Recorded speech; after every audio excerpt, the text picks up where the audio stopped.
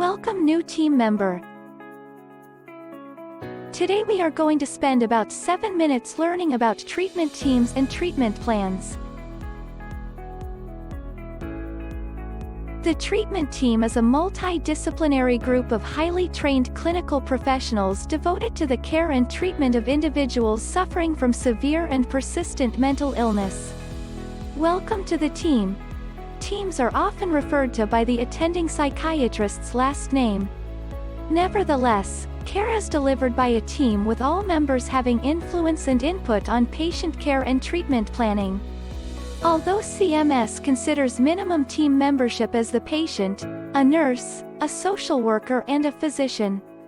Additional disciplines are often necessary for effective treatment.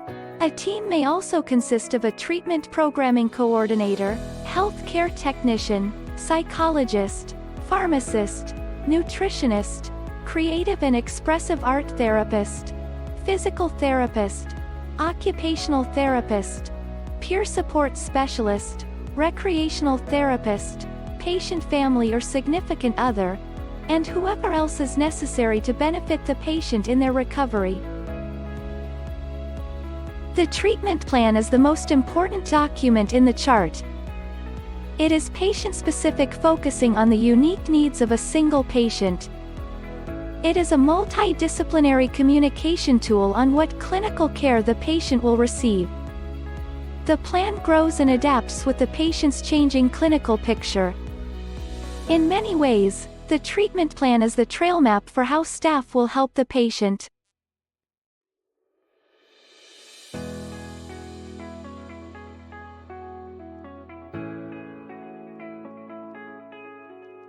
The plan is required to address several major sections including diagnosis, strengths and barriers, problems aka challenges, goals aka objectives, and interventions. Diagnosis section. List all active diagnosis for which the patient receives care. Active means diagnosis which treatment team members are addressing in a timely and responsive manner. Do not list rule-out diagnosis in the diagnostic section of the plan. Rule-outs certainly should be investigated and confirmed or denied. However, this documentation belongs in progress notes. Avoid deferring diagnosis on the plan. If you do choose to defer a diagnosis, you must document why the diagnosis was deferred as well as end the deferral when clinically appropriate or include recommendations in aftercare planning. Strengths and barriers section. All patients have strengths. Part of the team's responsibility is to help identify, grow and maximize the patient's strengths in order for the patient to get over the hurdles life places in front of them. Barrier examples include poor treatment access, homelessness, no finances, lack of family support and no transportation. Problems section.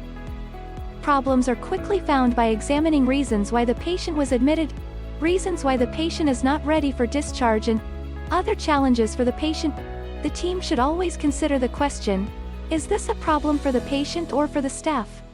As it is very difficult to fix a problem that an individual does not agree they have. Goals section.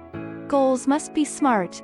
Specific, measurable, attainable, relevant, and time-bound.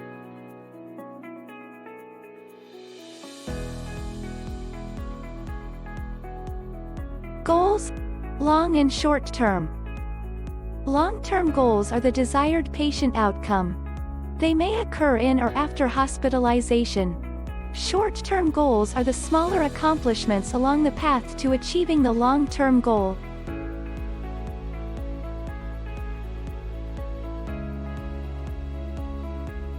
Interventions section. Interventions are the steps staff take to assist the patient in achieving their short and long-term goals. If staff does something for every patient, it is a job description. Interventions are more specific to an individual patient.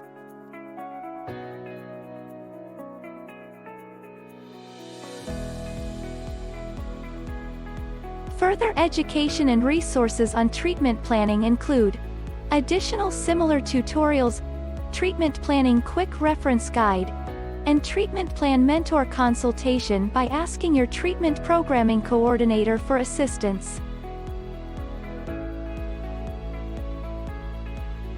Thank you for the care you deliver our patients. Watch for additional treatment team and treatment planning opportunities. Have a wonderful day.